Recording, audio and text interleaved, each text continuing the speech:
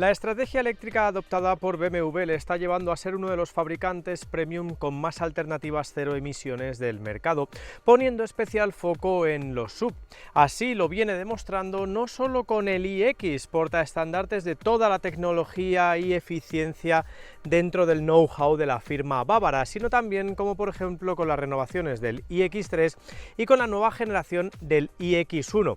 Modelos en los que tampoco podemos dejar de olvidarnos de berlinas de representación, como puedan ser el i5, el i4 o incluso el i7, ese buque insignia que expone la máxima exclusividad y lujo dentro de la firma alemana.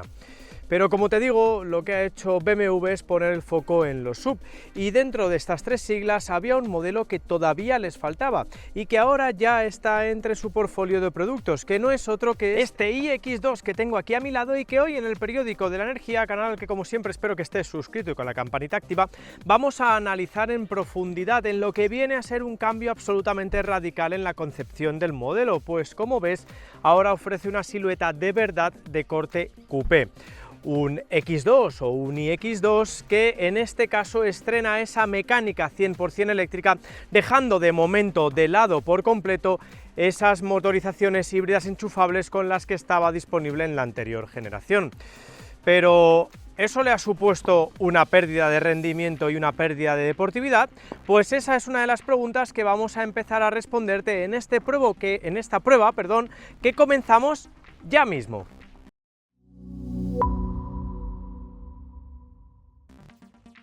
El BMW X2 surgió hace ya casi 8 años, rompiendo esquemas estéticos no solo dentro de la firma bávara, sino también dentro del sector, porque pese a la declinación coupé del todocamino compacto, no llegaba a ofrecer una silueta tan deportiva como la de los X4 o X6, creador del segmento por cierto este último, aspecto que fue criticado por muchos en su momento, los mismos que ahora ya no podrán poner un pero a este aspecto, ya que la segunda entrega sí sigue la línea de sus hermanos mayores. Así lo vemos por ejemplo en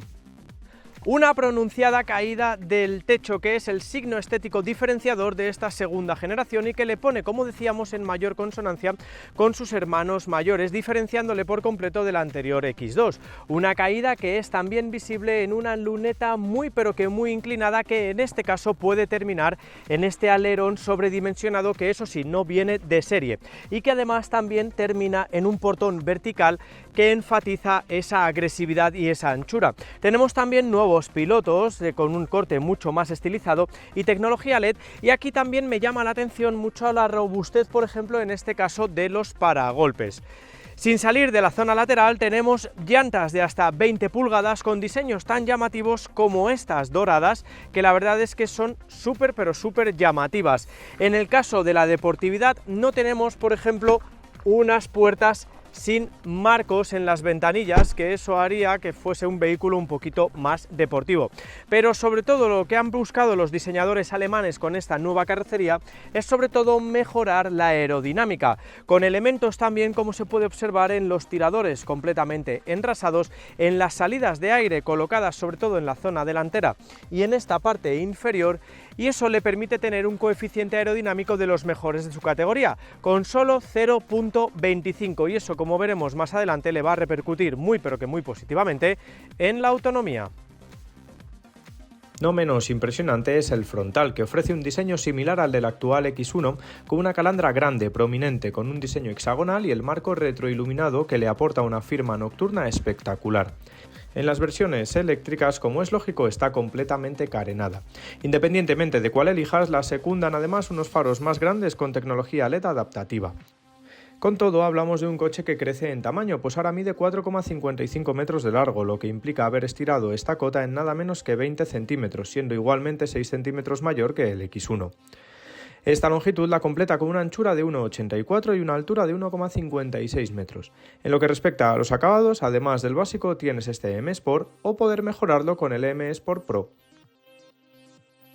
En el interior, las novedades son menores si estás familiarizado sobre todo con los últimos productos de la firma bávara, hasta el punto de que este iX2 es un calco, lógicamente, del iX1. La ausencia de botones físicos da un mayor protagonismo a las pantallas, sobre todo a la central de 10,7 pulgadas, que suma la última actualización del sistema operativo BMW Operating System 9.0, con un funcionamiento rápido e intuitivo, aunque en esta unidad hemos notado que era algo lento en algunos de los menús, así como la posibilidad de añadir aplicaciones externas para aumentar la funcionalidad. Pero hablando de funcionalidad, me gustaría destacar este gadget que es especialmente útil, sobre todo en el caso de las versiones 100% eléctricas, porque nos va a permitir estar entretenidos cuando estamos cargando el vehículo, que no es otro que los videojuegos que hay en el sistema multimedia y que tenemos diferentes opciones. Aquí el teléfono móvil hace de mando, como estás viendo, y simplemente le tenemos que dar, por ejemplo, en este juego de coches a carrera, elegir el conductor. Todo el mundo está listo y a partir de aquí ya simplemente lo único que tenemos que hacer es esperar y disfrutar del juego. Ya te digo que el smartphone es tu mando de la consola y aquí pues en la pantalla central tienes un auténtico entretenimiento a bordo para que así la espera sea mucho más amena. Aquí estoy, compitiendo contra el resto de jugadores en este carrera bastante llamativa, similar, por ejemplo, al Mario Kart o al Crash Bandicoot. Y bueno, pues lo que te digo, sobre todo nos va a hacer la espera mucho más amena mientras los procesos de carga, que para algunos son tediosos, pues se completan. Tenemos un amplísimo catálogo de opciones. Yo voy a seguir, déjame un ratito más. Ya voy segundo. Primero. La digitalización se completa con un cuadro de instrumentos repleto de información y con varias configuraciones de vista, así como con un head-up display proyectado con igualmente un amplio número de datos y diversas opciones de visualización. En cuanto a la calidad percibida, la esperada en un coche de este porte, con materiales blandos y algunas molduras que enfatizan su deportividad, como las terminadas en aluminio pulido. Ahora bien, si nos tenemos que centrar en un aspecto del interior es sin duda la zona trasera, porque ha sido una de las grandes beneficiadas de este aumento de longitud. Tenemos una distancia entre ejes mucho mayor que antes y eso repercute lógicamente en un hueco para las rodillas mayor. Eso sí, a mí me gustaría que hubiera un hueco para los pies ligeramente más holgado, pero sobre todo una de las cotas que ha mejorado es la altura, porque ahora, aunque tenemos la caída descendente del techo, las plazas traseras son más aptas para personas de estatura media, como es mi caso, que mido 1,79, ya sabes, y que, bueno, pues me permite colocar incluso la cabeza y bajar un poco las posaderas para circular de una manera, pues bastante confortable con el asiento del conductor colocado para mí. En lo que a anchura se refiere, se puede incluso colocar a una tercera persona adulta porque el túnel central no es especialmente voluminoso, pero sí es cierto que tanto la banqueta como el respaldo son duros y estrechos. En este caso, en lo que a elementos de confort se refiere, tenemos salidas de aire, dos tomas USB de tipo C y aquí un hueco bastante amplio que no impide que el ocupante central coloque sus pies con comodidad. Lógicamente, el hecho de montar un techo panorámico que no llega hasta las plazas traseras porque ya incidiría con la caída del techo nos proporciona más luminosidad y el acceso al mismo, la verdad es que es bastante bueno, con una apertura de la puerta amplia. También tenemos lógicamente este reposabrazos central, pero eso sí, no hay acceso mediante una trampilla al maletero. Y en el caso de las versiones eléctricas no hay diferencia aquí con el iX1 porque no hay un desplazamiento longitudinal de las banquetas traseras y eso nos permitiría jugar un poquito más con la capacidad del maletero. Pero ojo, el volumen que tenemos aquí atrás es infinitamente más grande que el que había en el anterior X2. Un poco más atrás, el maletero es otro de los grandes beneficiados de este crecimiento general, ya que ahora cubica la nada despreciable cifra de 560 litros, lo que implica 90 litros más que antes, aunque en las versiones eléctricas se reduce hasta los 525 litros, que siguen siendo, eso sí, 55 más que antes. Tiene unas formas regulares y además cuenta con un espacio bajo el piso perfecto para colocar los cables de carga, ya que en este caso no disponemos de un maletero delantero que nos permita dicha acción.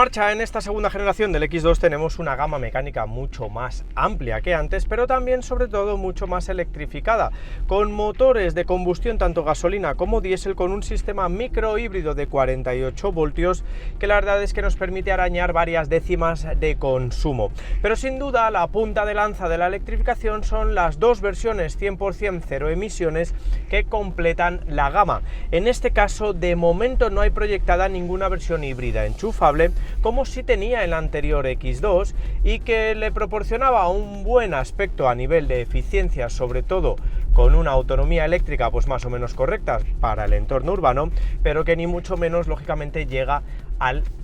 lo eficiente que son estas versiones iX2. En el caso de la que estamos conduciendo es la básica, la eDrive 20, que tiene un motor delantero que genera 204 caballos y 249 Nm de par para acelerar de 0 a 100 en unos 8,6 segundos y tiene una velocidad punta de 170 km por hora.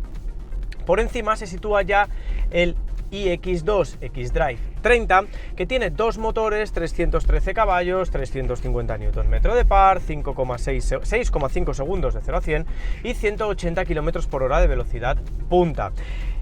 Elegir entre uno y otro va a depender si quieres la de atracción total o un poquito más de rendimiento. ¿Por qué? Pues porque los dos montan el mismo paquete de baterías de 64,7 kWh de capacidad, con la que homologar hasta 480 km de autonomía en el caso del eDrive 20, a razón de un consumo de 15,3 kWh a los 100, que a mí se me antoja demasiado optimista, porque durante la prueba nosotros hemos medido pues en el entorno de los 17 kWh a los 100. ¿Y eso en qué incide? Pues en que de los 480 aproximadamente, también aquí depende, ojo, el tamaño de la llanta, vamos a pasar a unos 320-350 kilómetros. No es un mal dato, ni mucho menos, teniendo en cuenta que, bueno, pues es un motor de una batería de 65 kWh y que, bueno, pues no se le pueden pedir muchas más peras al olmo, para mí. Lo bueno es que vas a poder conectarlo en tomas de corriente continua de 130 kilovatios, tardando del 10 al 80% unos 29 minutos. Y aquí yo he comprobado, lógicamente, como en otros vehículos eléctricos, esta potencia de carga, aunque aquí se quedó en 75 kilovatios, y no es problema aquí de BMW, sino del cargador. Y hago un llamamiento a la infraestructura de carga de nuestro país, que tiene que mejorar, porque muy bien, hay un cargador de 150 kilovatios que me cobra el kilovatio a 60 céntimos, pero me carga a 75. Me podías haber cobrado a 30 céntimos, digo yo, si me cargas la mitad. Dicho esto, que me enrollo, tenemos ese rango de autonomía que, como te digo, depende muy mucho también, no solo de la llanta, de la conducción que hagas, sino del modo de conducción en el que vayas. Este X2 tiene 3 modos de conducción específicos, como son el Comfort, el Efficiency y el Dynamic, el Sport. En el Efficiency tenemos además una opción que se llama Max Range, con el que tenemos la máxima autonomía posible, ya que limita algunas funciones, como puede ser el climatizador, no lo puedes encender, y en este caso la velocidad punta, que aún se queda limitada a 90 km por hora. Eso nos va a permitir en algunos casos, como pueda ser cuando tienes poca batería, el aumentar hasta en 50 kilómetros ese rango de autonomía. La verdad es que es una función que viene muy bien, sobre todo si vas con el agua al cuello en lo que a rangos se refiere. Con el Sport tenemos pues todo el rendimiento, aunque incluso en el Efficiency hay un gadget que a mí me ha gustado mucho y que es este. Si le das al boost de la leva izquierda del volante, tenemos durante 10 segundos todo el rendimiento disponible bajo nuestro pie derecho. ¿Qué más cosas te puedo contar? Pues que tiene un sistema de regeneración de la frenada bastante efectivo, que eso sí, solo tiene 2 niveles, el estándar y el B, que se selecciona mediante la caja de cambios, y la verdad es que retiene bastante. No puede llegar a ser una conducción de un solo pedal, pero la verdad es que retiene bastante. Y aquí también tengo que decir un punto favorable en lo que al sistema de gestión eficiente se refiere vía navegación, porque incluso aunque no pongas los datos del navegador activados, vas a tener, bueno, pues la verdad es que un rango eficiente y una conducción automática eficiente, vamos a llamarla así, muy pero que muy buena. Ahora me está pegando el sol, dejadme que baje el parasol. En lo que a comportamiento se refiere, este X2 tiene una puesta a punto del chasis ligeramente mejor que la del X1, en este caso la iX1. No varía en líneas generales, pero sí lo hemos notado con un punto más de deportividad, tanto en dirección como en suspensión. Ya no te digo, lógicamente, si equipas el acabado M Sport o el M Sport Pro, que tiene además frenos más grandes, una suspensión un poquito más firme que rebaja la altura de la carrocería ligeramente, entre 15 y 20 milímetros, y también tenemos la posibilidad de equipar de manera opcional en algunas unidades el sistema de suspensión adaptativo con el que los amortiguadores cambian su dureza en función del programa de conducción escogido. Y la verdad es que en líneas generales este coche se siente muy aplomado, mucho más estable que el X1. No me digas por qué, quizás por la carrocería, porque han hecho un pequeño trabajo a nivel de puesta a punto, pero el X2 se siente mucho más aplomado que el X1, que quizá tiene un corte un poquito más familiar. Por último, en lo que a seguridad se refiere, este X2 cuenta con un amplísimo elenco de ayudas a la conducción propias de un vehículo premium como es BMW, y que además, ojo, se pueden desactivar, si tú así lo quieres, con el botón SET que tenemos en el radio izquierdo del volante. En líneas generales yo me quedaría, bueno, pues con una autonomía bastante correcta, un consumo quizá un pelín alto para lo que podríamos esperar con esa aerodinámica mucho más favorable, pero sobre todo con un rendimiento dinámico de 10. Llegamos al final de esta prueba en profundidad con la segunda generación del X2, confirmando que las segundas partes pueden ser incluso mejores que los originales. Y ojo, hablar en este caso del X2 original es hacerlo de un auténtico modelo de éxito, porque en el mundo ha comercializado nada más y nada menos que 400.000 unidades, que se dice pronto. Sin embargo, con este cambio de silueta, BMW lo que ha hecho es acercarle directamente a sus hermanos mayores, el X4 y el X6, mejorando además también en lo que a digitalización y conectividad se refiere, y sobre todo ofreciéndonos una carga electrificada mucho mayor que la de antes, con estas versiones 100% eléctricas que harán las delicias de aquellos conductores que quieran ser mucho más eficientes. Pero lógicamente también tenemos que destacar algunos de los aspectos que nos parecen mejorables, como en el caso de esta versión iX2 de acceso, el de la autonomía, porque nosotros ya te hemos dicho que hemos medido por debajo de los 350 kilómetros, que se nos antojan un poquito escasos, sobre todo, vuelvo a repetir, teniendo en cuenta que hablamos del iX2 eDrive 20, que tiene, bueno, pues una configuración un poquito más enfocada a ese rango eléctrico. Y también has de tener en cuenta que el tener un producto mucho más maduro, con una mejor estética, más carga tecnológica, digital y de electrificación, como ya te hemos comentado, también repercute en el precio. ¿Por qué? Pues porque para empezar a optar por esta nueva generación del X2 tienes que tener preparado en la cuenta 47.550 euros, que es de los que parte la gama con las mecánicas microhibridadas. Si ya quieres optar por el iX2 eDrive, tienes que tener 51.000 euros aproximadamente. Y si ya quieres empezar a montar los paquetes M o M Sport, te vas a cerca de los 55.000 o 60.000 euros respectivamente. Lógicamente, si quieres optar por una unidad como la que has estado viendo en este vídeo del periódico de la energía, vas a tener que desembolsar casi 80.000 euros, que ya es un precio bastante elevado para un vehículo eléctrico, pero que eso sí, ofrece su diferenciación absoluta.